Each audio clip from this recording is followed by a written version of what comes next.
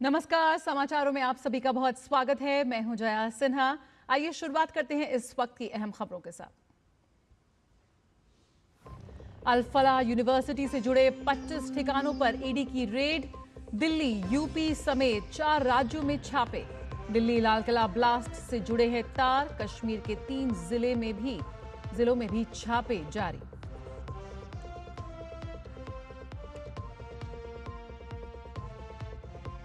चुनाव आयोग का दल आज पश्चिम बंगाल में मतदाता सूची के विशेष गहन पुनरीक्षण की करेगा समीक्षा।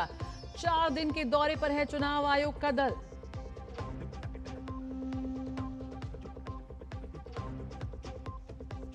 विदेश मंत्री डॉक्टर एस जयशंकर आज मॉस्को में एससीओ की राष्ट्राध्यक्ष परिषद की बैठक में होंगे शामिल। विदेश मंत्री बैठक में पीएम मोदी का कर रहे हैं प्रतिनिधित्व।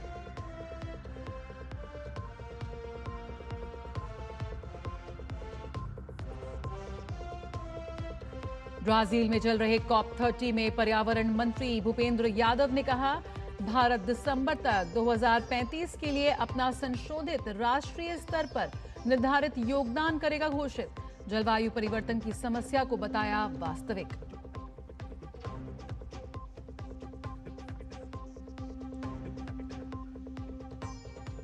बांग्लादेश में शेख हसीना की मौत की सजा के खिलाफ अवामी लीग का देशव्यापी बंद आज। लीग ने सजा को बताया अवैध।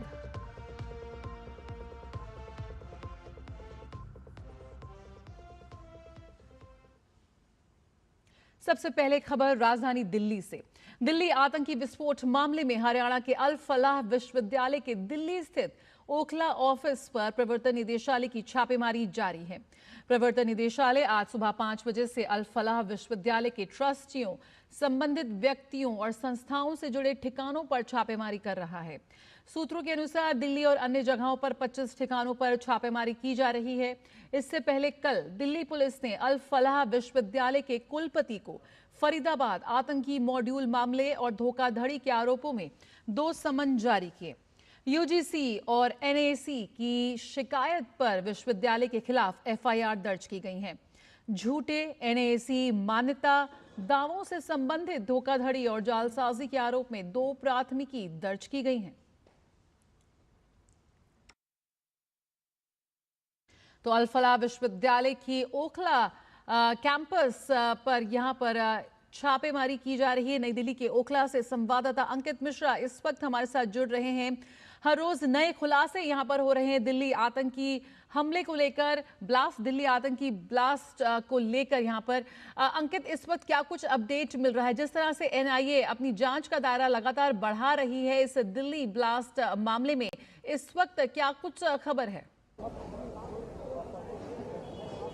देखिए, साफ तौर पर जया, जो कि ईडी का यहाँ पर एक बड़ा जो शिकंजा है वो कसता हुआ नजर आ रहा है। लगातार 25 ठिकानों पर दिल्ली एनसीआर समेत ये कार्रवाई हो रही है। इसमें अल फलाह यूनिवर्सिटी के जो ट्रस्टी हैं, जो एंटिटीज हैं, जो उससे जुड़े हुए लोग हैं, उनके ठिकानों पर ये छापेमारी चल रही है। और ओखला में भी मेरे पीछे जो आप तस्वीरों में देख भी पा रहे हैं, एक बार जरा मैं कैमरा पर्सन से कहूंगा के बाद दिखा देते तस्वीरें हम आपको दिखाते हैं, क्योंकि यहीं पर ईडी की कार्रवाई लगातार चल रही है। ईडी की टीमें अभी भी अंदर मौजूद हैं, जो लगातार अंदर जो कागजात हैं वो खंगाल रही हैं, जो डॉक्यूमेंट्स है वो खंगाले जा रहे हैं। क्योंकि ये कहा जा रहा है कि केवाईसी तक जो लिंक नहीं था, यहाँ पर कई लोगों को सैलरी, जो सोर्सेज बता रहे हैं, वो सैलरी जो बांटने का तरीका था वो कैश में दी जा रही थी। यानी जो ईडी जब भी कार्रवाई करती है जो है, तो वो इसी लिहाज पर करती है कि मनी ट्रेल को, मनी लॉन्ड्रिंग को पकड़ने की कोशिश होती है।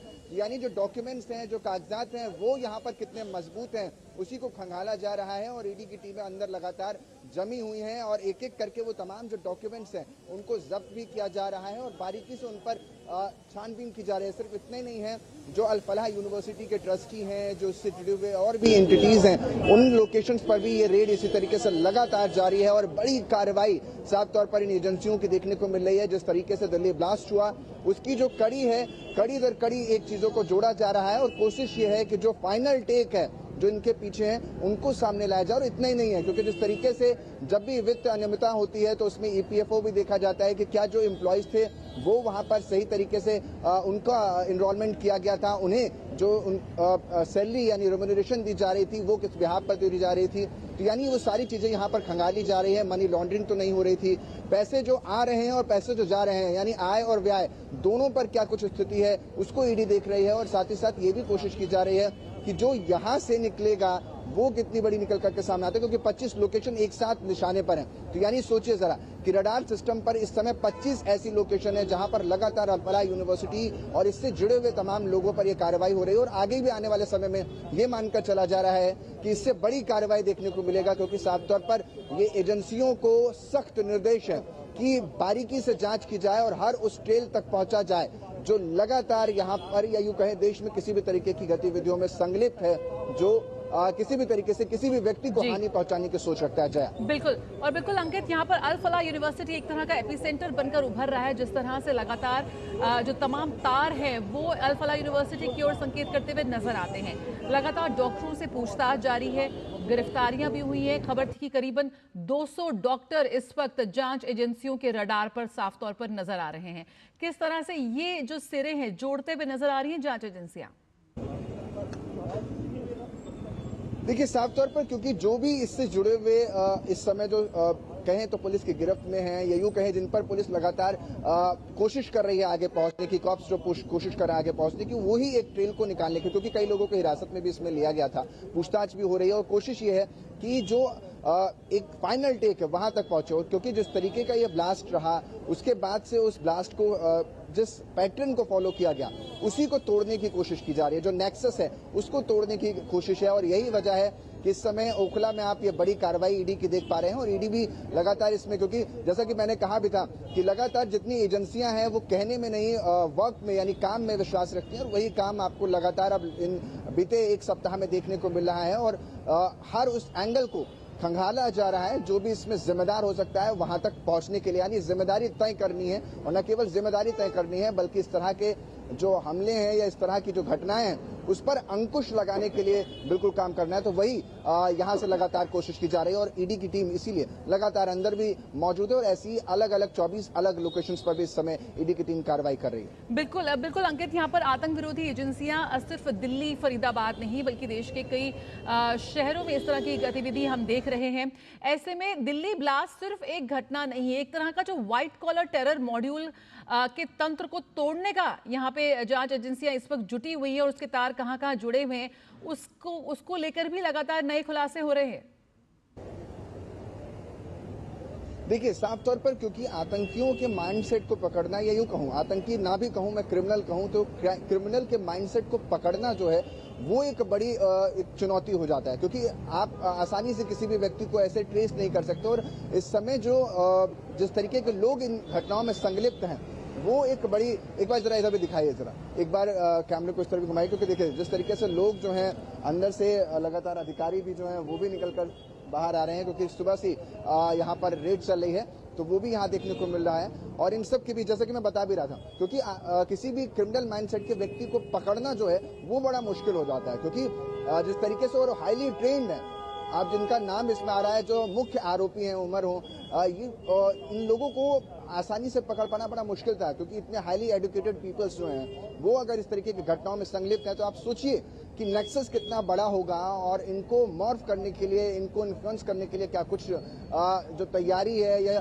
यूं कहें जो इस तरह की घटनाओं में संलिप्त हैं वो लोग इनको ट्रेन कर रहे हैं, इन्फ्लुएंस कर रहे हैं, जिससे ज्यादा से ज्यादा लोग इस तरीके की घटनाओं में संलिप्त हो सके या यूं कहें इस तरीके की मानसिकता रखें। लेकिन यही कोशिश है एजेंसियों की कि इस तरह के जो नेक्सस है न केवल उनको तोड़ा जाए बल्कि जो ऐसी मानसिकता रखते हैं उन तक भी पहुंचा जाए। और इसी के लिए लगातार ईडी की कार्रवाई हो या फिर अलग अलग जो जांच एजेंसियां हैं वो अपनी जो हिस्सा है उसको बढ़ा रही हैं, अपना जो सिकंजा है, अपने जो पैटर्न्स हैं उनको और फैला रही है। न केवल यही, आप सोशल मीडिया पर देखिए कि लगातार नजर बनाई गई है, फिजिकली प्रेजेंस भी लगातार देखी जा रही है। जिस तरह ईडी की छापेमारी है तो ये फिजिकल प्रेजेंस भी आप देख रहे हैं। मॉनिटर किया जा रहा है सोशल मीडिया प्लेटफॉर्म्स को, हर तरह के जो पोस्ट हैं इससे रिलेटेड उनको भी देखा जा रहा है। यानी बड़े स्तर पर कार्रवाई की तैयारी है और ये जो चीजें निकल कर सामने आ रही हैं उसी के अकॉर्डिंगली आगे बढ़ा जा रहा है इस मामले में। बिल्कुल, बहुत बहुत शुक्रिया फिलहाल इस जानकारी के साथ जुड़ने के लिए अंकित। हमारे संवाददाता जो लगातार बता रहे हैं कि लाल किला ब्लास्ट केस में जिस तरह से अल फलाह यूनिवर्सिटी पर शिकंजा कसता हुआ साफ तौर पर नजर आ रहा है, दिल्ली, फरीदाबाद कई ठिकानों पर ईडी के छापे इस वक्त जारी हैं। और अगर हम आगे बढ़े खबरों में तो दिल्ली बम ब्लास्ट की जांच में परत दर परत सच्चाई सबके सामने आ रही है। एनआईए की कार्रवाई में कई गिरफ्तारियां हुई, लेकिन कई सफेद पोश आतंकी अब भी एजेंसियों के रडार पर हैं।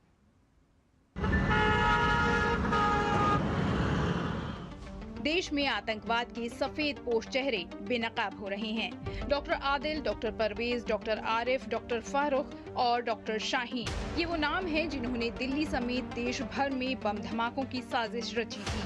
दिल्ली में हुए बम धमाकों की जांच जैसे जैसे आगे बढ़ रही है, आतंक की इस साजिश की परतें खुलती जा रही हैं। एनआईए की पूछताछ में सामने आया है कि जैश-ए-मोहम्मद की फरीदाबाद मॉड्यूल की मुख्य सदस्य डॉक्टर शाहीन का नेटवर्क पाकिस्तान समेत कई देशों में फैला था। डॉक्टर शाहीन के संपर्क में पाकिस्तानी सेना का एक डॉक्टर और कश्मीरी मूल के कई डॉक्टर्स और मेडिकल छात्र थे, जो अलग अलग राज्यों में फैले हैं। एजेंसियों के रडार पर कश्मीरी मूल के 100 से ज्यादा डॉक्टर्स और मेडिकल छात्र हैं। एनआईए द्वारा श्रीनगर में डॉक्टर शाहीन और डॉक्टर मुजम्मिल से पूछताछ की गई, जिसमें पता लगा कि उनका नेटवर्क पाकिस्तान, मलेशिया, तुर्की, यूएई, मालदीव और बांग्लादेश तक फैला है। उनकी योजना दिल्ली में बम धमाके कर वहां से भागने की थी। जांच में ये भी सामने आया कि फरीदाबाद मॉड्यूल का निशाना दिल्ली और बड़े धार्मिक स्थल थे, जिसे जैश-ए-मोहम्मद पिछले 4 साल से तैयार कर रहा था। व्हाइट कॉलर आतंकी मॉड्यूल की सबसे चालाक सदस्य डॉक्टर शाहीन है, जिसके 7 बैंक खातों में करोड़ों रुपए का लेन देन हुआ है, जिसकी एजेंसियां जांच कर रही हैं।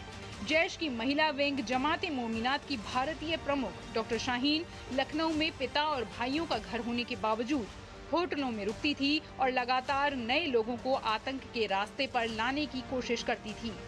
लखनऊ में डॉक्टर शाहीन आधा दर्जन से अधिक लोगों के संपर्क में थी, जिनकी तलाश में एजेंसियां जुटी हैं। जानकारी के मुताबिक कानपुर मेडिकल कॉलेज में असिस्टेंट प्रोफेसर की नौकरी छोड़ने के बाद शाहीन ने 2016 से 2018 तक यूएई में काम किया, जहां उसकी मुलाकात जैश की महिला विंग से हुई। जांच में अब तक कई लोगों को गिरफ्तार किया जा चुका है और कई नए नाम भी सामने आ रहे हैं। एनआईए ने जसीर बिलाल वानी उर्फ दानिश को भी गिरफ्तार किया, जो अनंतनाग के काजीगुंड का निवासी है और लाल किले के पास बम धमाके की साजिश में शामिल बताया जा रहा है। जांच एजेंसियों की माने तो कई सफेद पोश ऐसे हैं जिनके चेहरे से नकाब उतरना अभी बाकी है।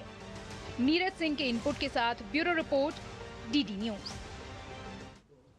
जम्मू कश्मीर पुलिस की काउंटर इंटेलिजेंस कश्मीर सीआईके ने आज एक सफेद पोश आतंकी मामले की जांच के सिलसिले में श्रीनगर, बडगाम और कुलगाम जिलों में कई ठिकानों पर छापेमारी की। सूत्रों के अनुसार कुलगाम के बुगाम इलाके और श्रीनगर के एसएमएचएस अस्पताल में तैनात हृदय रोग विशेषज्ञ डॉक्टर उमर फारूक के आवास की तलाशी ली गई है। कहा जा रहा है कि डॉक्टर उमर फारूक छापेमारी के समय घर पर नहीं थे। दरअसल जम्मू कश्मीर पुलिस उस सफेद पोश आतंकी मामले की जांच कर रही है, जिसमें कुछ स्थानीय डॉक्टर शामिल पाए गए। इस मॉड्यूल का भांडाफोड़ जम्मू कश्मीर पुलिस ने हरियाणा पुलिस के साथ मिलकर फरीदाबाद में किया था। इस आतंकी मॉड्यूल में शामिल डॉक्टरों का सुराग जैश-ए-मोहम्मद के 2 ओवरग्राउंड वर्कर्स ने दिया था। तो काउंटर इंटेलिजेंस की कश्मीर में भी रेड यहां पर जारी है। और आइए अब बात करते हैं बिहार की। बिहार में नई सरकार के गठन को लेकर हलचल लगातार तेज हो रही है। भारतीय जनता पार्टी अपने नवनिर्वाचित विधायकों की होने वाली बैठक में कल विधानमंडल दल के नेता का भी चयन करेगी। इस संबंध में पार्टी की ओर से सभी 89 नवनिर्वाचित विधायकों तथा 21 विधान परिषद सदस्यों को सूचना भेज दी गई है। बैठक भाजपा प्रदेश मुख्यालय स्थित अटल सभागार में होगी, जिसकी अध्यक्षता प्रदेश अध्यक्ष दिलीप जायसवाल करेंगे। पार्टी सूत्रों के मुताबिक केंद्रीय नेतृत्व ने अभी तक आधिकारिक तौर पर राष्ट्रीय पर्यवेक्षक के नाम की घोषणा नहीं की है। हालांकि ऐसी अटकलें हैं कि रक्षा मंत्री और पूर्व भाजपा राष्ट्रीय अध्यक्ष राजनाथ सिंह को पर्यवेक्षक के रूप में भेजा जा सकता है। पार्टी की इस महत्वपूर्ण बैठक पर सभी की निगाहें टिकी हैं। बैठक के उपरांत भाजपा विधानमंडल दल की नेता और उपनेता के नामों की औपचारिक घोषणा की जाएगी। साथ ही ये भी स्पष्ट हो जाएगा कि नई सरकार में भाजपा की ओर से किन नेताओं को उप मुख्यमंत्री पद की जिम्मेदारी सौंपी जाएगी। जनता दल यूनाइटेड विधायक दल की बैठक कल होने की संभावना है। विधायक दल की बैठक में नेता का चयन किया जाएगा। इसके साथ ही एनडीए विधायक दल की संयुक्त बैठक कल होगी। इससे पहले कल नीतीश कुमार ने कल राज्यपाल आरिफ मोहम्मद खान से मुलाकात कर 19 नवंबर को सरकार भंग करने की जानकारी दी है। एनडीए के घटक दलों ने कल अपने विधायक दल के नेताओं का चयन किया। चिराग पासवान की पार्टी लोक जनशक्ति पार्टी रामविलास ने राजू तिवारी को विधायक दल का नेता चुना, जबकि जीतन राम मांझी की पार्टी हिंदुस्तान आवामी मोर्चा ने प्रफुल्ल मांझी को विधायक दल का नेता चुना। नए मंत्रिमंडल का शपथ ग्रहण समारोह 20 नवंबर को पटना के गांधी मैदान में होगा। इस कार्यक्रम में प्रधानमंत्री नरेंद्र मोदी सहित एनडीए के कई वरिष्ठ नेताओं और मंत्रियों के शामिल होने की उम्मीद है।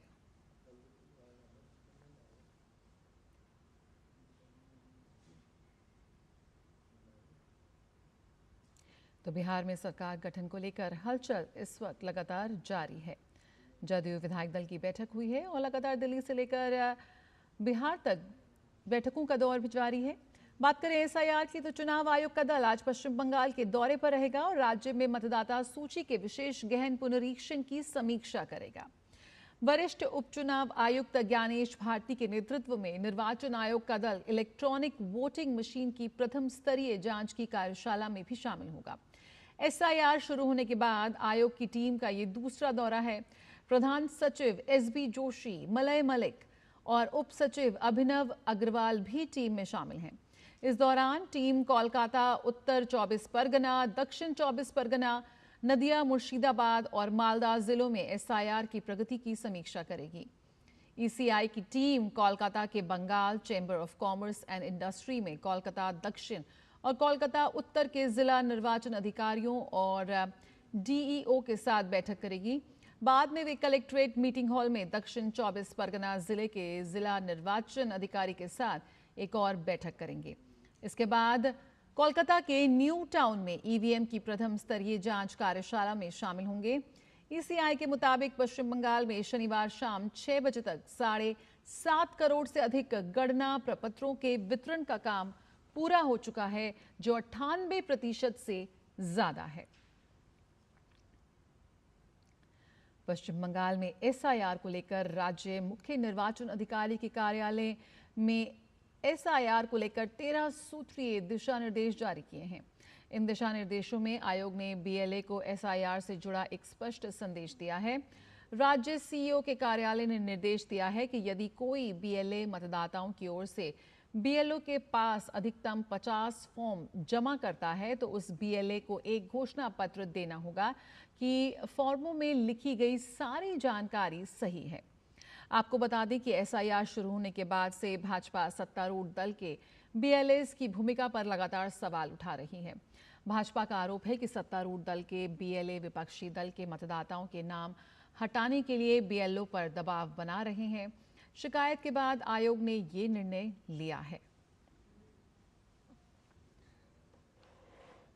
बंगाल बीजेपी के वरिष्ठ नेता दिलीप घोष ने राज्य की टीएमसी सरकार पर एसआईआर विरोध के मुद्दे पर निशाना साधा है। उन्होंने कहा कि खुद ममता बनर्जी भी एसआईआर फॉर्म भरेंगी, लेकिन वो राजनीतिक रोटियां सेकने की कोशिश कर रही हैं। हालांकि आम जनता पूरी तरह सचेत है। बंगाल में जब से एसआईआर शुरू हुआ उसके पहले से टीएमसी ने कंट्रोवर्सी शुरू किया है, लेकिन मुझे लगता है कि 99% लोगों के पास फॉर्म पहुंचा है। लोग फॉर्म भर के देंगे, ममता बनर्जी भी देंगी जो विरोध करेगी। लेकिन फालतू का कंट्रोवर्सी करके राजनीति का रोटी सेकने का प्रयास हो रहा है। सामान्य जनता सचेत है, उन्होंने अपना फॉर्म फिलअप ठीक से करेंगे। दिलीप घोष ने ममता सरकार पर राज्य में एसएससी भर्ती परीक्षा में भ्रष्टाचार को लेकर भी हमला बोला है। उन्होंने टीएमसी सरकार पर नौकरी बेचने का आरोप लगाया और कहा कि इससे हजारों लोग पीड़ित हैं, इसलिए आंदोलन हो रहा है। ये सरकार टीएमसी सरकार आने के बाद यहाँ नौकरी बेचने का जो परंपरा चला है, हजारों लोग उसमें पीड़ित हैं और आंदोलन कर रहे हैं, उनका अधिकार है, अब ये चलेगा। वक्त है एक छोटे से ब्रेक का, जल्द हाजिर होते हैं। आप बने रहिए डीडी न्यूज के साथ। हींग देना, वो वाली MDH की सुपर हींग। जिन्होंने यूज किया है वो जानते हैं असली हींग का स्वाद। MDH सुपर हींग, शुद्धता का असली तड़का। असली मसाले सच सच MDH।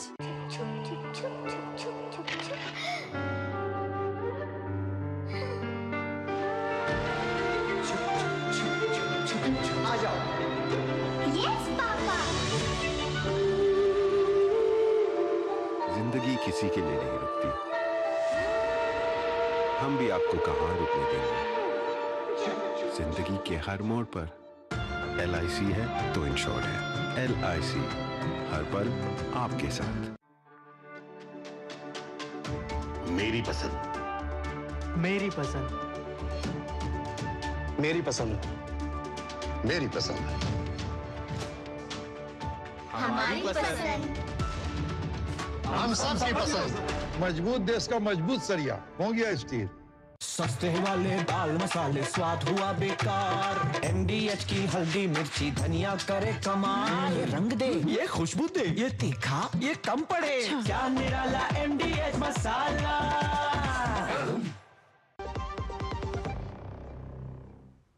भारतीय निर्वाचन आयोग ने असम में मतदाता सूची के विशेष संशोधन का आदेश दिया है और ये प्रक्रिया विशेष गहन पुनरीक्षण से अलग है।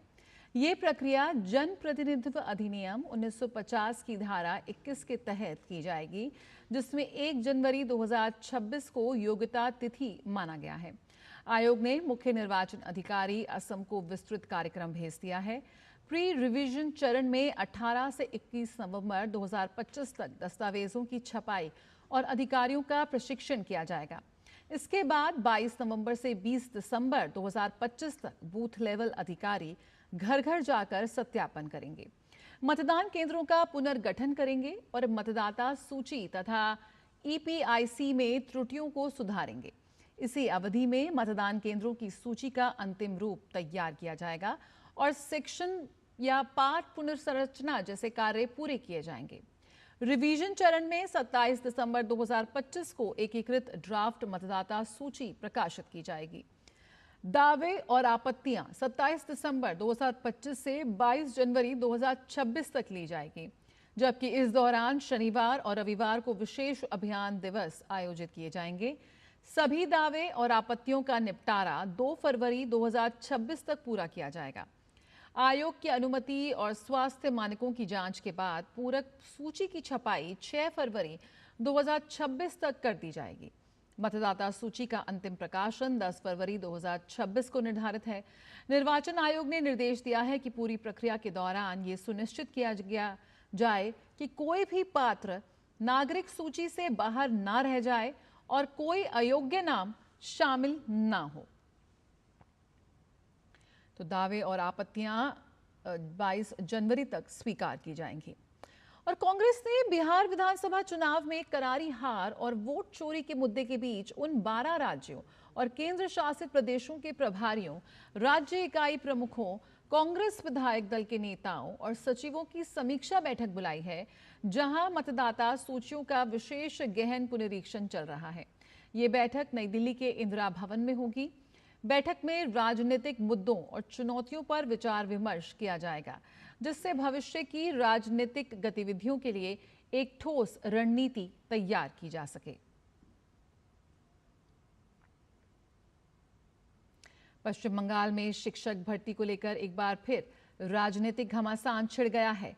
नई साक्षात्कार सूची जारी होते ही भ्रष्टाचार के आरोपों को लेकर नौकरी के उम्मीदवार सड़कों पर उतर आए हैं। प्रदर्शनकारियों का आरोप है कि प्रकाशित सूची में 2016 के पैनल के अयोग्य उम्मीदवार भी शामिल हैं। उन्हें अनुभव के आधार पर पुराने उम्मीदवारों को दिए गए अतिरिक्त 10 अंकों पर भी कड़ी आपत्ति है। आरोप है कि नए उम्मीदवारों ने परीक्षा में पूरे अंक पाए, फिर भी उन्हें नौकरी नहीं मिली। दरअसल शिक्षक भर्ती में भ्रष्टाचार के कारण सुप्रीम कोर्ट के निर्देश पर 2016 का पैनल रद्द होने के बाद 9वीं, 10वीं, 11वीं और 12वीं कक्षा के शिक्षकों और गैर शिक्षण कर्मचारियों सहित 25,753 लोगों ने अपनी नौकरी खो दी थी। पिछले सितंबर में 9वीं, 10वीं, 11वीं और 12वीं कक्षा के लिए नए सिरे से परीक्षा आयोजित की गई। हाल ही में 11वीं, 12वीं कक्षा की परीक्षा के परिणामों के आधार पर दस्तावेज सत्यापन के लिए इंटरव्यू की सूची जारी की गई। सूची प्रकाशित होने के बाद नौकरी के उम्मीदवारों ने राज्य शिक्षा विभाग से सटे करुणामयी परिसर में विरोध प्रदर्शन किया। इस प्रदर्शन को पुलिस ने देर रात जबरन हटा दिया। इस मुद्दे पर भाजपा ने ममता सरकार के खिलाफ मोर्चा खोल दिया है। विपक्ष के नेता शुभेंदु अधिकारी ने सीधे तौर पर आरोप लगाया है कि टीएमसी विधायक जेल से ही भर्ती घोटाले को नियंत्रित कर रहे हैं। वहीं भाजपा सांसद अभिजीत गंगोपाध्याय ने राज्य सरकार पर योग्य उम्मीदवारों के साथ पूरी तरह से धोखा करने का आरोप लगाया है।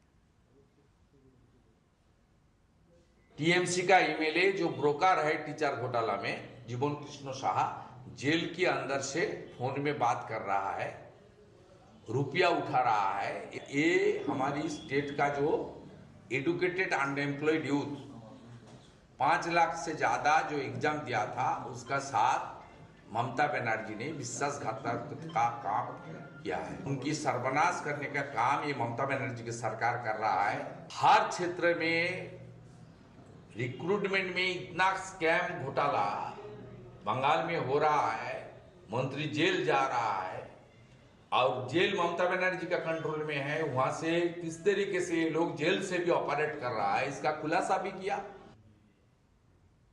भाजपा नेता दिलीप घोष ने ममता सरकार पर राज्य में एसएससी भर्ती परीक्षा में भ्रष्टाचार को लेकर हमला बोला। उन्होंने टीएमसी सरकार पर नौकरी बेचने का आरोप लगाया और कहा कि इससे हजारों लोग पीड़ित हैं, इसलिए आंदोलन हो रहा है।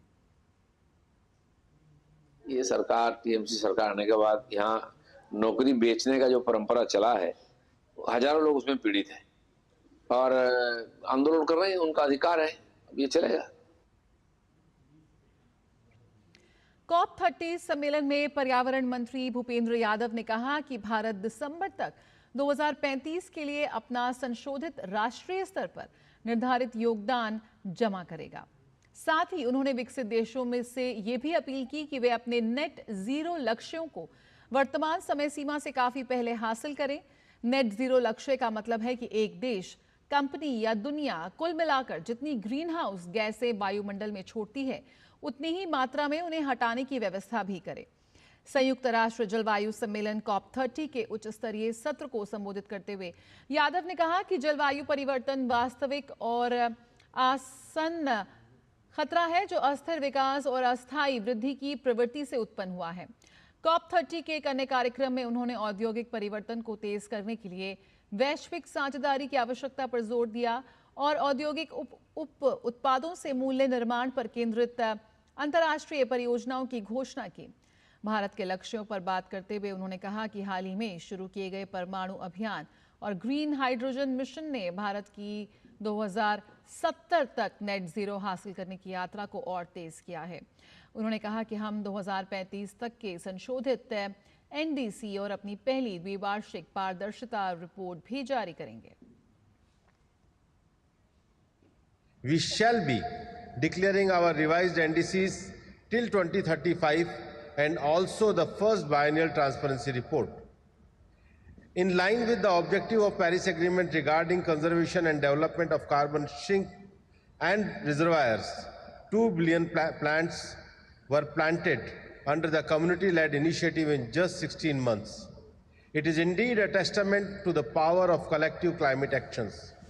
Excellencies, in the same spirit, developed countries must reach net zero for earlier than current target dates, fulfill their obligation under Article 9.1 of the Paris Agreement, and deliver new, additional, and concessional climate finance estimated to be in trillions of dollars.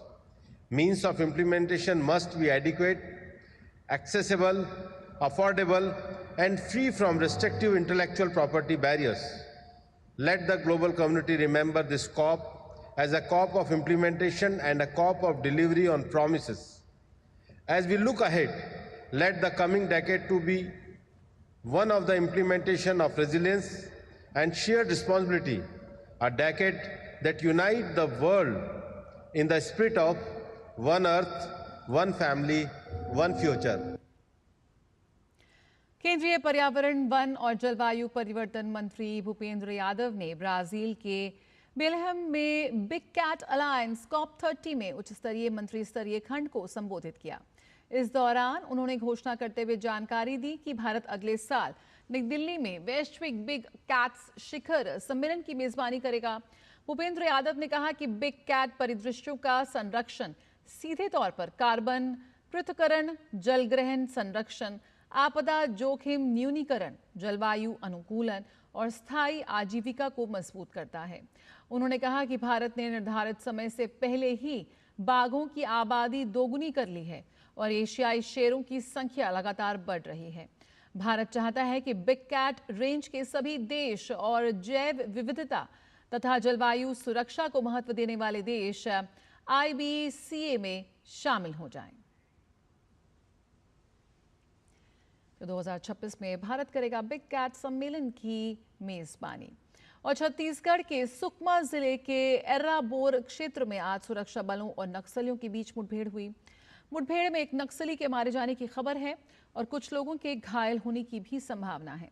घटनास्थल पर जवानों का combing और search operation जारी है। Sukma SP किरण चौहान ने मुठभेड़ की पुष्टि की है। सुप्रीम कोर्ट ने तेलंगाना विधानसभा के उस मामले में कड़ा रुख अपनाया है जिसमें BRS से कांग्रेस में गए 10 विधायकों को दल बदल कानून के तहत अयोग्य घोषित करने की मांग की गई है। मुख्य न्यायाधीश BR गवई की अध्यक्षता वाली बेंच ने तेलंगाना विधानसभा स्पीकर को चेतावनी दी कि अगर एक हफ्ते के अंदर इस याचिका पर फैसला नहीं हुआ तो अदालत इसे कोर्ट की अवमानना मानेगी। दरअसल पिछले साल हुए तेलंगाना विधानसभा चुनाव के बाद BRS के 10 विधायकों ने कांग्रेस ज्वाइन कर ली थी। इसके बाद BRS ने इन सभी विधायकों के खिलाफ 10वीं अनुसूचित यानी दल बदल कानून के तहत अयोग्य ठहराने की अर्जी स्पीकर के सामने रखी थी। लेकिन एक साल से ज्यादा समय बीत जाने के बावजूद स्पीकर ने कोई फैसला नहीं लिया। इससे नाराज सुप्रीम कोर्ट ने इस साल 31 जुलाई को स्पीकर को साफ निर्देश दिया था कि 3 महीने के अंदर यानी अक्टूबर अंत तक इस मामले का निपटारा करें। जब कल मामले की सुनवाई हुई तो स्पीकर की ओर से अभी तक कोई फैसला ना होने की जानकारी दी गई। इस पर CJI ने रोष जताते हुए कहा कि या तो स्पीकर एक हफ्ते में फैसला ले लें या फिर खुद तय करें कि नया साल वे कहां बिताना चाहते हैं। कोर्ट का इशारा साफ था कि देरी जारी रही तो अवमानना की कार्रवाई हो सकती है। अवमानना की कार्रवाई के तहत जेल का भी प्रावधान है। कोर्ट ने यह भी टिप्पणी की कि स्पीकर जानबूझकर फैसला टाल रहे हैं ताकि सत्ता पक्ष को फायदा पहुंचे।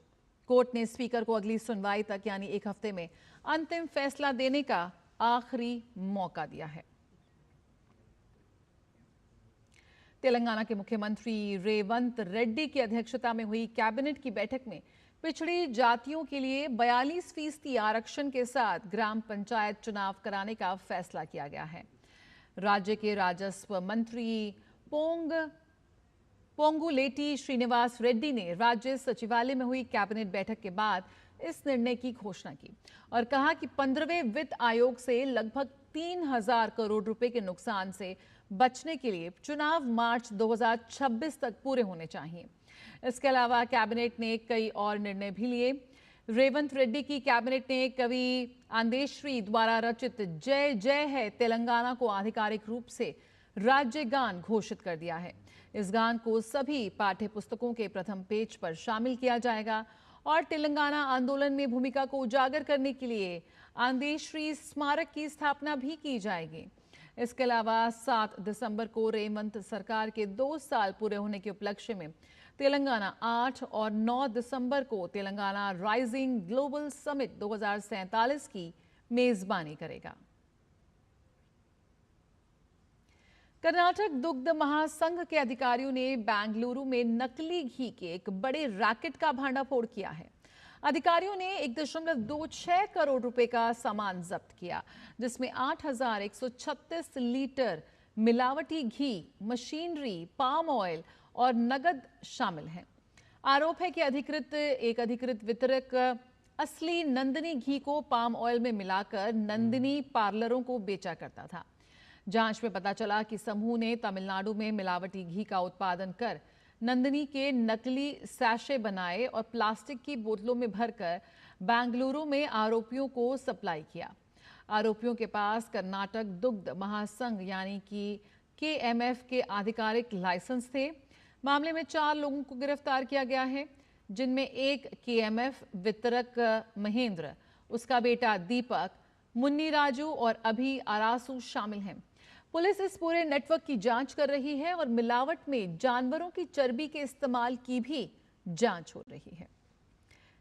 तो यहाँ पर खबरों में आगे बढ़े तो केंद्रीय नागरिक उड्डयन मंत्री राम मोहन नायडू ने इंडिया इंटरनेशनल ट्रेड फेयर में एयरपोर्ट अथॉरिटी ऑफ इंडिया के पेविलियन का उद्घाटन किया।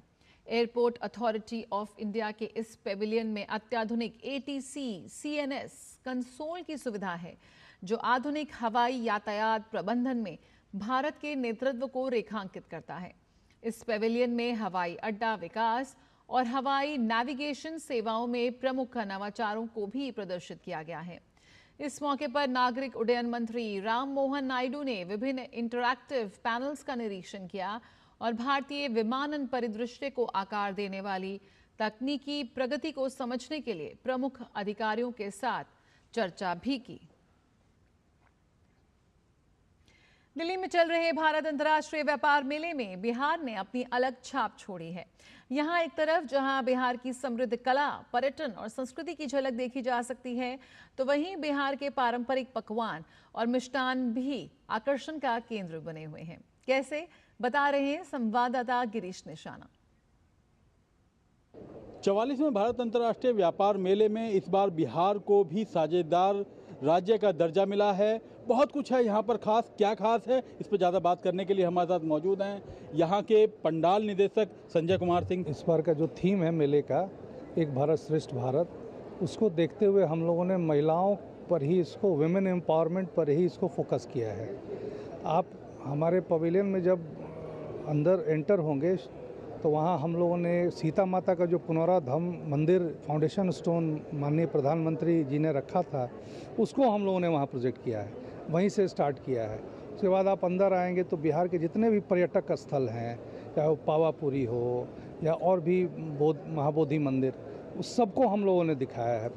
साथ ही जितने भी यहाँ है, कोई भी आपको कृत्रिम चीज़ों का उपयोग हम लोगों ने नहीं के बराबर किया है। हर जो हस्तकला हो सकती है उसी का उपयोग किया है। चाहे मधुबनी पेंटिंग से हम लोगों ने जीविका पंचायत दिखाया है, एक तरफ हम लोगों ने जीविका की जो बैठकें होती है उसको हम लोगों ने शो किया है। तो महिलाओं के कंटेक्स्ट में हम लोगों ने इसको पूरे पवेलियन को बनाया है, ताकि बिना महिलाओं के सहयोग के ये भारत श्रेष्ठ नहीं हो सकता है। करीब 65 से 70 स्टॉल हम लोगों ने लगाए हैं। कितने तरह के चावल हैं वो भी यहाँ पे हम लोगों ने उनको लाया है। स्टार्टअप्स हैं, उनको भी लाया है। वो हमारे यहाँ स्टार्टअप है जो एक्सपोर्ट अमेरिका और कनाडा वगैरह एक्सपोर्ट कर रहे हैं। तो अगर आप भी अंतर्राष्ट्रीय व्यापार मेले में आ रहे हैं तो बिहार का पंडाल देखना ना भूलें, क्योंकि यहाँ आपको ना केवल मधुबनी पेंटिंग देखने को मिलेंगी, बल्कि वहाँ आप देख सकते हैं किस तरह से जो महिलाओं का चित्रण है वो बखूबी किया गया है। क्या खास है बिहार के उत्पाद, इस पर ज़्यादा बात करने के लिए हमारे साथ मौजूद हैं जितेंद्र जी। 180 प्रोडक्ट लेकर के मैं आया हूँ सर, बिहार से यहाँ पे चल के आया हूँ, और लोग काफ़ी ज़्यादा हमारा जो प्रोडक्ट है उसको पसंद कर रहे हैं। एक खोवा लाई है जो रामदाना और इसमें मावा से पेस्टिंग रहता है, और इसको लोग काफ़ी ज़्यादा पसंद करते हैं। ये स्पेशली गया से ही प्रसिद्ध है खोवा के लाई। उसके बाद सर एक अनरसा है जो ये चावल का आटा का बना होता है। एक स्पेशली प्रोडक्ट हमारा है सर जो बिहार में, जैसा कि आप जानते हैं, ठेकुआ छठ पे स्पेशली खास करके चलता है। वैसे तो ये सारे दिन सेल अच्छा खासा होता है, लेकिन छठ में जो है ठेकुआ काफ़ी ज़्यादा फेमस होता है। तो अगर आप भी भारत अंतर्राष्ट्रीय व्यापार मेले में घूमने आ रहे हैं तो बिहार का ये स्टॉल देखना ना भूलें, क्योंकि यहाँ आपको बिहार की संस्कृति, बिहार का स्वाद देखने को मिलेगा। कैमरामैन प्रवीण कुमार और राजकुमार के साथ गिरीश निशाना, DD न्यूज, दिल्ली। और 44वें भारत अंतर्राष्ट्रीय व्यापार मेले में ऐसे उत्पाद भी आकर्षण का केंद्र बने हुए हैं जिन्हें कचरे से बनाया जा रहा है। जी हां, इंदौर के शरीफ खान बेकार पड़े चमड़े, कागज और अन्य कचरे से आकर्षक खिलौने बना रहे हैं।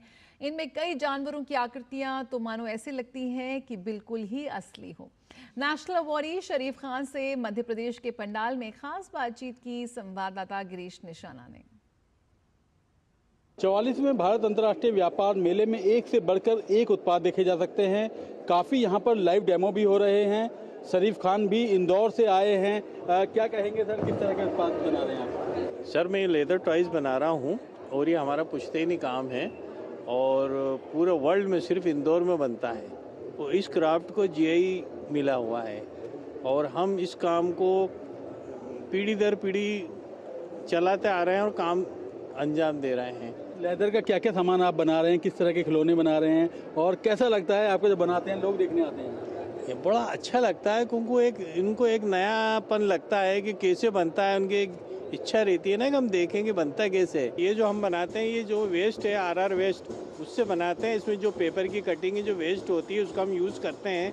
तार जो पुराना होता है उसका हम यूज़ करते हैं और कागज़ जो रहता है उसको पिसवा के उसका पल्प बना के उसको हम बनाते हैं, उसका यूज़ करते हैं। और इंदौर जो नंबर 1 है तो आरआर वेस्ट की वजह से हम जो कचरे से ही सामान बनाते हैं उसकी वजह से हमें इंदौर में अवार्ड भी मिला है। मध्य प्रदेश सरकार का मैं बहुत बहुत शुक्रिया अदा करता हूँ कि आज मेरे को यहाँ पर अपनी कला का प्रदर्शन करने का मौका मिला। अंतर्राष्ट्रीय व्यापार मेले में लोग पसंद करते हैं, देश दुनिया के लोग आते हैं। उस समय कैसी फीलिंग आती है जब आपके बने उत्पादों को पसंद किया जाता है? सर, में बड़ी खुशी होती है कि हमारे इस कला को ये लोग इतनी कद्र कर रहे हैं और हमें कई एक्सपोर्टर आते हैं, उससे हमें ऑर्डर भी मिलते हैं। यहाँ के जो लोग हैं वो भी हमारे से परचेज़ करते हैं और उनको एक नई चीज़ यूनिक लगती है कि भाई ये चीज़ हमने कहीं नहीं देखी। जो हम लेकर आए ये फर के टाइगर, लेपर्ड, हिरन, ये इन्होंने पहले कभी देखे नहीं, तो वो बहुत पसंद करते हैं और उसको खरीदते हैं। बिल्कुल सर, रियल देखने में लग रहे हैं कि क्या पीछे राज है? ये रियलिटी इसी की तो कला की वजह से तो हमें नेशनल अवार्ड मिला है। अगर हम इसमें नेचुरलिटी नहीं लाएंगे तो फिर इसकी कदर ही नहीं होएगी ना। ये जो हमने बनाया, जैसे शेर बनाया, टाइगर बनाया, हिरन बनाया, ये गोट की बकरे की खाल से बनाया है। वो बकरे की खाल से हमने शेर बना दिया, यही तो कला है।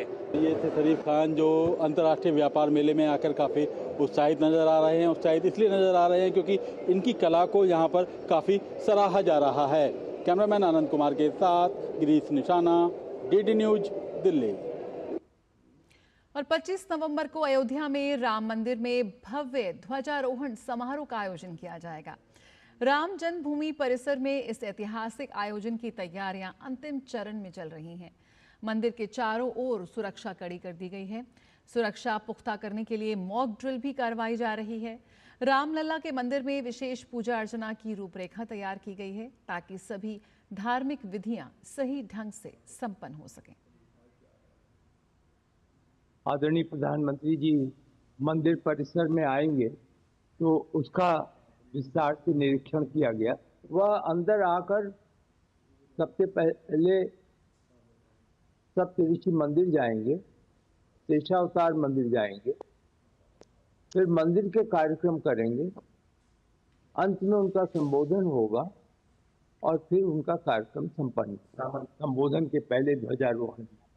एक तरीके से तैयारी के विवरण हैं, उसको अंतिम रूप दिया जा रहा है। आदरणीय मुख्यमंत्री जी का कार्यालय और यहाँ का जिला प्रशासन, वह लोग इसको देख रहे हैं। और रुकेंगे एक छोटे से ब्रेक के लिए, जल्द हाजिर होते हैं। आपके घर के खाने में रेस्टोरेंट जैसा स्वाद ले आए MDH का शाही पनीर मसाला। पनीर को क्या मस्त बना डाला। 25 लाख का हॉस्पिटल बिल है, इतने पैसे कहाँ से आएंगे? पैसों की चिंता आप मत कीजिए पापा। मैम, सर का हेल्थ इंश्योरेंस क्लेम अप्रूव हो गया है। आप पॉलिसी बाजार। हेल्थ इंश्योरेंस क्लेम में हमेशा आपके साथ पॉलिसी बाजार। 1 करोड़ का हेल्थ इंश्योरेंस सिर्फ 550 रुपए महीने से शुरू। जब धरती चीर कर निकलता है लोहे का पत्थर और मिलता है मोंगिया के जोश से, फिर तपता है, पिघलता है और बनता है फौलाद। अब होता है सरिया सारी खूबियों के साथ। मोंगिया स्टील, मजबूत देश का मजबूत सरिया। वंदे मातरम राष्ट्रीय गीत के 150 साल हो गए हैं।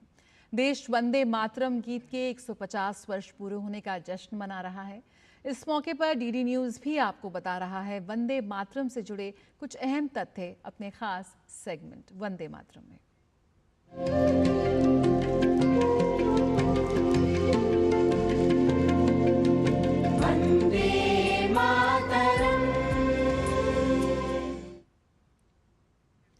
वंदे मातरम भारतीय स्वतंत्रता संग्राम के दौरान राष्ट्रभक्तों के लिए सबसे ज्यादा प्रेरणा स्रोत गीत, जिसने न सिर्फ आजादी के आंदोलन के दौरान देश के कोने कोने में स्वाधीनता की अलख जगाई, बल्कि आज भी हर भारतीय के दिल में एक विशेष स्थान रखता है।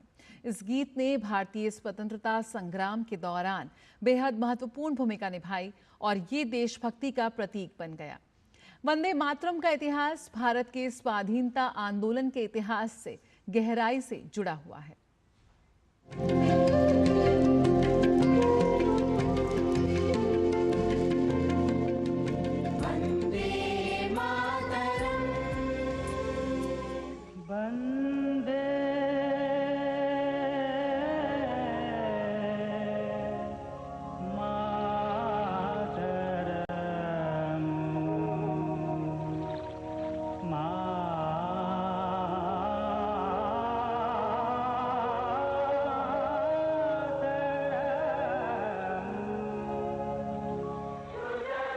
स्वाधीनता संग्राम के दौरान वंदे मातरम गीत केवल एक गीत नहीं था, बल्कि देशभक्ति की भावना का प्रतीक और राष्ट्र जागरण का सबसे लोकप्रिय नारा था। स्वाधीनता आंदोलन के दौरान राष्ट्रभक्तों और स्वतंत्रता सेनानियों के लिए जहां ये एक संकल्प गीत था, तो वहीं आजादी के संघर्ष में जूझ रहे नौजवानों के होठों की अनिवार्य गूंज भी था। वंदे मातरम, वंदे मातरम। वंदे मातरम गीत के उद्देश्य, महत्व और देशभक्ति की भावना को देखते ही रविंद्रनाथ टैगोर ने पहली बार इसे 1896 में भारतीय राष्ट्रीय कांग्रेस के अधिवेशन में गाया था और इसके बाद तो ये राष्ट्रीय जनमानस के दिलो दिमाग पर छा गया।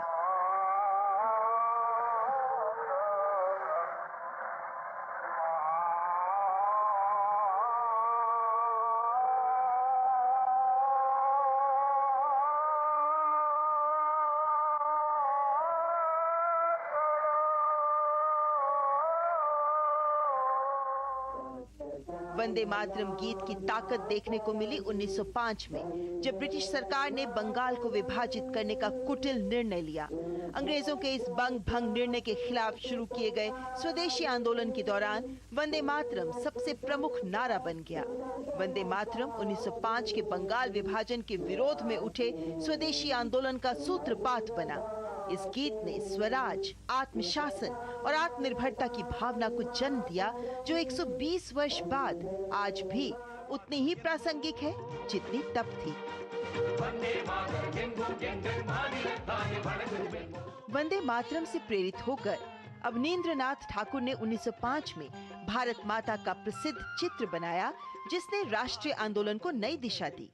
इस गीत ने भारत को मातृभूमि के रूप में देखने की भावना जगाई, जो यूरोपीय देशों की पितृभूमि की अवधारणा से अलग थी। वंदे मातरम में भारत माता को सन्यासिनी के रूप में दर्शाया गया है, जो अपनी संतान को ज्ञान, अन्न, वस्त्र और धर्म प्रदान करती है।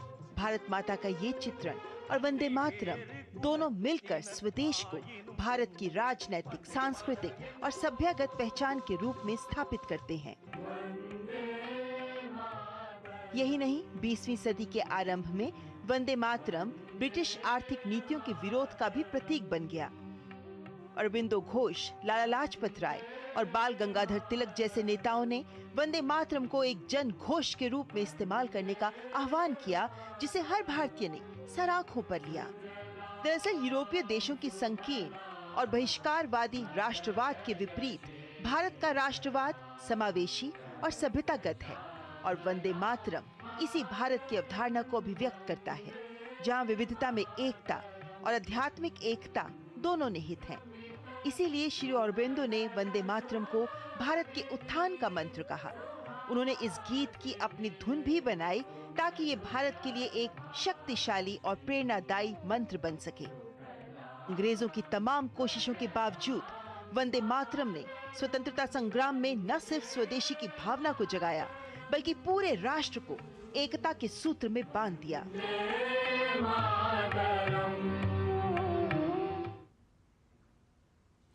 केंद्रीय मंत्री हरदीप सिंह पुरी ने जापान की राजधानी टोक्यो में प्रमुख जापानी उद्योग प्रतिनिधियों के साथ एक गोलमेज सम्मेलन में भाग लिया।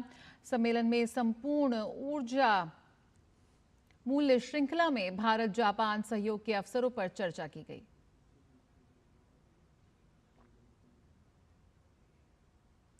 व्यापार के मोर्चे से अच्छी खबर। अप्रैल से अक्टूबर की अवधि में देश का निर्यात भी वृद्धि हुई है।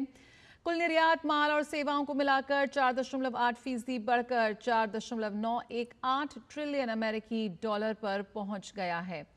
ये पिछले वित्त वर्ष की समान अवधि से अधिक है।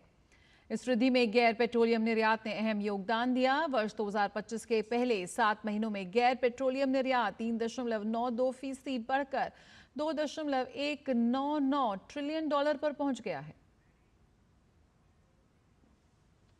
बांग्लादेश की पूर्व प्रधानमंत्री और आवामी लीग की अध्यक्ष शेख हसीना को दी गई मौत की सजा के विरोध में आवामी लीग ने देशव्यापी बंद बुलाया है। आवामी लीग ने इंटरनेशनल क्राइम्स ट्रिब्यूनल के फैसले को अवैध बताया है और इसे राजनीतिक बदले की कार्रवाई भी कहा है। स्थिति को देखते हुए प्रशासन ने सभी संवेदनशील इलाकों में सुरक्षा बढ़ा दी है।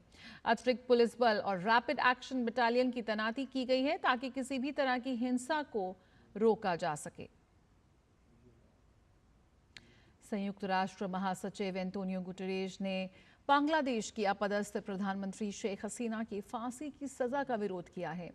संयुक्त राष्ट्र प्रमुख के प्रवक्ता स्टीफन दुजारिक ने कहा कि संयुक्त राष्ट्र सभी परिस्थितियों में मृत्युदंड के खिलाफ है। 78 वर्षीय राजनेता पर पिछले वर्ष छात्रों के नेतृत्व वाले विरोध प्रदर्शनों के दौरान हिंसात्मक दमन को लेकर मानवता के विरुद्ध कथित अपराधों के लिए ढाका स्थित देश के अंतर्राष्ट्रीय आपराधिक न्यायाधिकरण में मुकदमा चलाया गया था। ये मुकदमा उनकी अनुपस्थिति में चलाया गया। बांग्लादेश की पूर्व प्रधानमंत्री शेख हसीना की मौत की सजा सुनाए जाने पर संयुक्त राष्ट्र मानवाधिकार कार्यालय ने खेद जताया है। यूएन मानवाधिकार प्रवक्ता रवीना शामदसानी ने 17 नवंबर 2025 को जिनेवा में जारी कर बयान में कहा कि यूएन इस मुकदमे की प्रक्रिया का हिस्सा नहीं था, लेकिन यूएन हमेशा कहता है कि ऐसे मामलों में निष्पक्ष सुनवाई होनी चाहिए। उन्होंने बताया कि ये मामला अनुपस्थिति में चला और इससे मौत की सजा दी गई, इसलिए ये और भी गंभीर बात है। राजस्थान के महाजन फील्ड फायरिंग रेंज स्थित फॉरेन ट्रेनिंग नोड में भारत और यूके के बीच संयुक्त सैन्य अभ्यास अजय वॉरियर 25 जारी है। कल से शुरू हुआ ये सैन्य अभ्यास 30 नवंबर तक चलेगा। 14 दिवसीय अभ्यास दोनों देशों के 240 सैनिकों की संयुक्त भागीदारी का साक्षी बन रहा है। इस अभ्यास में भारत और ब्रिटेन दोनों पक्षों का समान प्रतिनिधित्व शामिल है। वहीं भारतीय सेना का प्रतिनिधित्व सिख रेजिमेंट के सैनिक कर रहे हैं। संयुक्त राष्ट्र जनादेश के अंतर्गत आयोजित ये अभ्यास शहरी क्षेत्रों में आतंकवाद रोधी अभियानों पर केंद्रित है। आगामी 2 सप्ताह के दौरान प्रशिक्षण में ब्रिगेड स्तर पर संयुक्त मिशन योजना, एकीकृत सामरिक अभ्यास, सिमुलेशन आधारित परिस्थितियां तथा वास्तविक आतंकवाद रोधी हालात को दर्शाने वाले कंपनी स्तरीय फील्ड प्रशिक्षण शामिल हैं।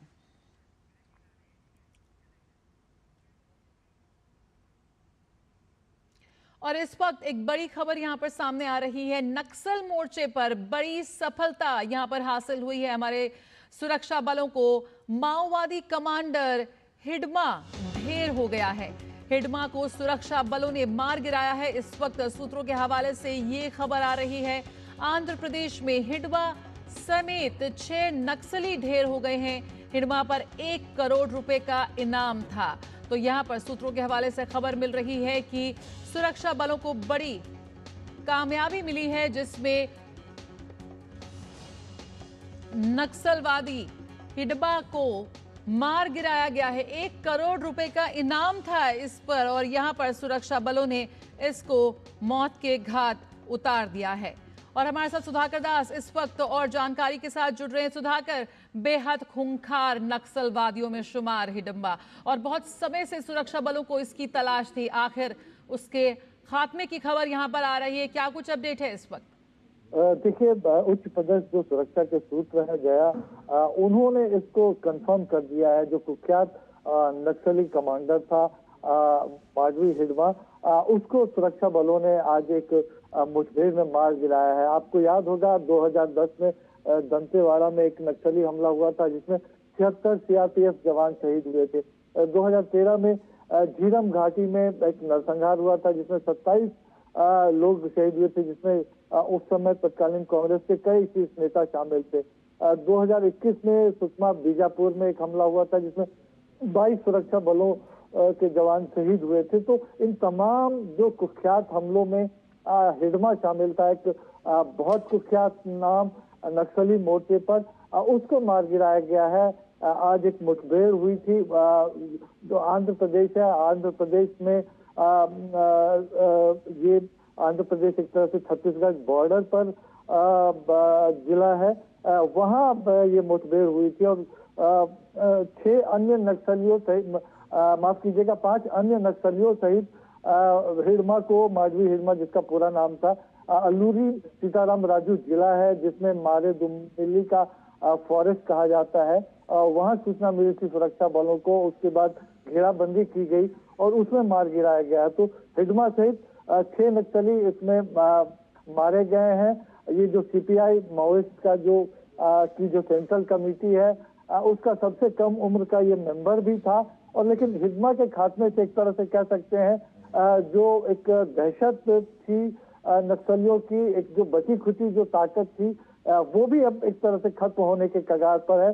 तो बहुत बड़ी सफलता सुरक्षा बलों के लिए, बहुत बड़ी सफलता एंटी नक्सल फ्रंट पर, बहुत बड़ी सफलता साल 2026 के मार्च तक जो लक्ष्य तय किया गया है नक्सल मुक्त भारत का, उस मोर्चे पर कह सकते हैं। और जो सुरक्षा के उच्च पदस्थ सूत्रों ने इसको कंफर्म किया है, जो 6 लोग मारे गए हैं उसमें से एक शव माडवी हिडमा का है, जो सेंट्रल कमेटी का मेंबर भी था, जिसके ऊपर 1 करोड़ का इनाम भी है। जया। बिल्कुल, और हमारे साथ इस वक्त रायपुर से सुमेश पटेल भी जुड़ चुके हैं। सुमेश, हिडंबा सुरक्षा बलों पर जितने भी नक्सली हमले हुए हैं उसका मास्टरमाइंड इसको माना जाता था, और जब तब इसके मरने की खबर भी आती थी, लेकिन फिर किसी बड़ी वारदात में इसका नाम सामने आ जाता था।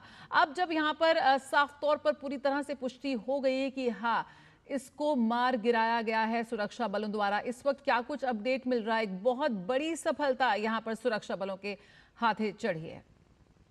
जी जय, कुल मिला के मैं आपको कहूं कि सुरक्षा बलों को अब तक की सबसे बड़ी सफलता मिली है, जो छत्तीसगढ़ के आंध्र प्रदेश बॉर्डर में सुरक्षा बलों नक्सलियों के बीच में जो मुठभेड़ हुई थी। इस मुठभेड़ में जो मोस्ट वांटेड नकली था यानी हिडमा, जिसके ऊपर 1 करोड़ रुपए का इनाम था, जो बताया जाता है कि 4 लेयर में ये चलता था, जिसकी सुरक्षा होती थी नक्सलियों की द्वारा 4 लेयर में की जाती थी, और इसके ऊपर तमाम जो 1 करोड़ रुपए का इनाम था। आज जो सूचना मिली थी कि जो आंध्र प्रदेश बॉर्डर पे सुरक्षा बलों और नक्सलियों के बीच में जो मुठभेड़ चल रही थी, उस मुठभेड़ में जो हिडमा है, मोस्ट वांटेड नकली है, वो मारा गया है। कुल मिलाकर ये कहा जा सकता है कि 2026 में जिस तरह से नक्सलवाद के खात्मे को लेकर जो प्रण लिया गया था, देश के प्रधानमंत्री नरेंद्र मोदी ने कहा था कि जिस तरह से बस्तर और जो अलग अलग क्षेत्र उस इलाके में लगातार सुरक्षा बलों को बड़ी सफलता मिल रही है। दूसरी तरफ केंद्रीय गृह मंत्री अमित शाह ने भी कहा था कि 2026 तक नक्सलवाद का खात्मा कर दिया जाएगा। लेकिन आज जिस तरह से ये सुरक्षा बलों को एक बड़ी सफलता मिली है, हिडमा जो मोस्ट वांटेड नक्सली था, डिविजनल कमेटी का मेंबर भी था, और इसके ऊपर जो सुरक्षा बल के जो जवान है, जो छत्तीसगढ़ पुलिस है, आंध्र प्रदेश की पुलिस है, महाराष्ट्र पुलिस है, लगातार पिछले कई महीनों से लगातार इसे घेरने का भी प्रयास किया था। बीते दिनों जो बीजापुर की करीगुट्टा में जो सुरक्षा बलों को जो सफलता मिली थी, करीगुट्टा के पहाड़ी में जो मुठभेड़ चल रही थी, उस मुठभेड़ में भी करीबन 27 घंटों तक जो मुठभेड़ चला था, उसमें भी जानकारी मिली थी कि इस जो पहाड़ी इलाके में जो मोस्ट वांटेड नकली है हिडमा हिडमा छुपा है, जिसके बाद हालांकि जो लगातार सुरक्षा बल के जवान हैं लगातार सर्चिंग कर रहे थे, लेकिन आज सुरक्षा बलों को ये बड़ी सफलता मिली है और ये जो मोस्ट वांटेड नकली था, 1 करोड़ रुपए का इनामी नकली था, इसे मारने में सुरक्षा बलों को बड़ी सफलता मिली है। दूसरी तरफ मैं आंकड़ों की भी बात करूं, 2024 से लेकर 2025 तक जो सुरक्षा बलों ने करीबन 300 से ज्यादा नक्सलियों को इनकाउंटर पे मार गिराया है। बिल्कुल 16 से ज्यादा नक्सलियों ने आत्मसमर्पण किया है और कुल मिलाकर जो मैं बता सकता कि 2000 से ज्यादा नक्सलियों की गिरफ्तारी हुई है। तो कुल मिलाकर ये कहा जा सकता है कि जो नक्सलवाद अंतिम दौर पर है और जो जिस तरह से जो हिडमा मोस्ट वांटेड नकली था, बिल्कुल अंतिम सांसें यहाँ पर ले रहा है नक्सलवाद और यहाँ पे बहुत बड़ी सफलता यह भी कहा जा रहा है कि अब तक की सबसे बड़ी सफलता सुरक्षा बलों के हाथ लगी है, जिसमें जो तमाम सुरक्षा बलों पर जो आतंकी जो हमले हुए हैं, लगातार सुरक्षा बलों के खिलाफ जो हमले हुए हैं, उसका मास्टरमाइंड इसे माना जाता है। बहुत बहुत शुक्रिया सुमेश फिलहाल इस जानकारी के साथ जुड़ने के लिए और बहुत बहुत शुक्रिया सुधाकर भी। तो यहाँ पर सबसे खूंखार माओवादी और नक्सलवादी हिडंबा को यहाँ सुरक्षा बलों ने मार गिराया गया है। बहुत बड़ी खबर इस वक्त आ रही है, लगातार इस खबर को लेकर हम आपको अपडेट देते रहेंगे। फिलहाल इन समाचारों में फिलहाल इतना ही। नमस्कार।